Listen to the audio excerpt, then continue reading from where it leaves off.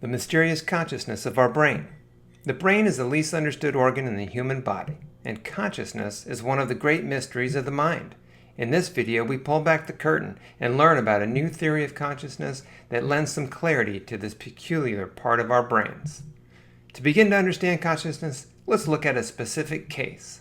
Meet Leo, a 20-year-old student. His brain does many things at any one time. We see that he's a multitasker. It controls his heart, his breathing, his metabolism.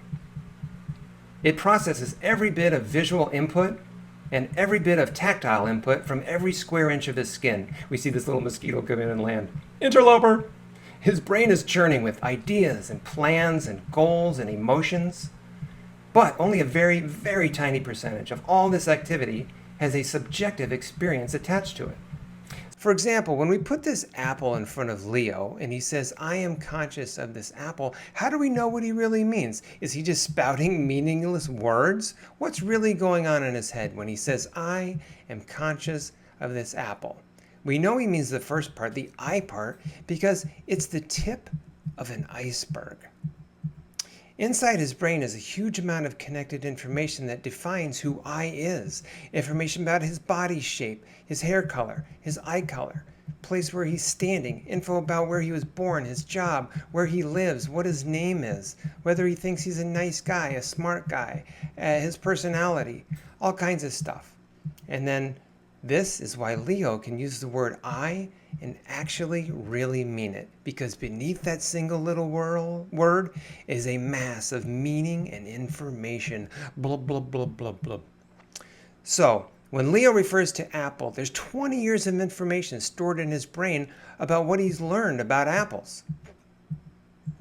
Information about shape, size, color, texture, nutrition, that it grows on a tree. There's even more information here about the specifics of the apple. The lump on this side, the bruise on that side. So when Leo says apple, he's not just parroting an empty word. Beneath that single little word is a mass of meaning and information. But what about the middle part of this sentence? Most scientists' theories define consciousness as an essence or a feeling. But a different theory says consciousness is not a magical essence at all. Inside Leo's brain, there's a network that defines what consciousness is. It's not information about himself or the apple. It's information about how his brain is processing that apple. This is meta because the brain is processing information about information. These three icebergs are what allow him to say, "I am conscious of the apple," and actually mean it in a deep sense. Each part of this sentence rests on a world of information, a mass of subsurface information. If Leo was missing any of these icebergs, he would not truly be conscious of the apple. But there's something odd about these three masses of information. They're not fully accurate and they're not fully detailed. The brain, it's like an impressionistic painter who creates an impression of a scene rather than a meticulously detailed, lifelike representation. These icebergs are mere summaries, sketches, impressions. The brain paints beautiful, impressionistic pictures, and these pictures are consciousness. Now, without it, imagine if we asked Leo what he means when he says, "I am conscious of the apple." And he says, "My brain is focusing on neural signaling on the visual representation of the apple. Let me tell you about other..."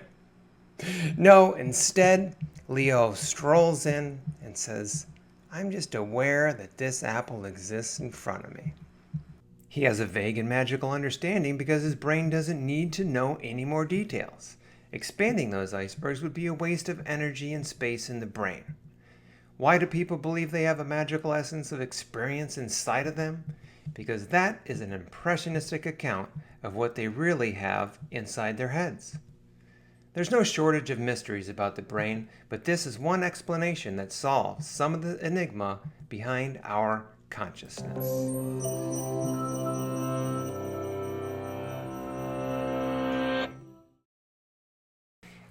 Just a quick note on the art direction. It's taking on a schoolhouse rock style, which I kind of like because of the simplicity of such a sophisticated topic. This could really fit well, but although it's up to TED Ed and what direction they want to go, but maybe we can inspire them with some of this rough artwork we're doing.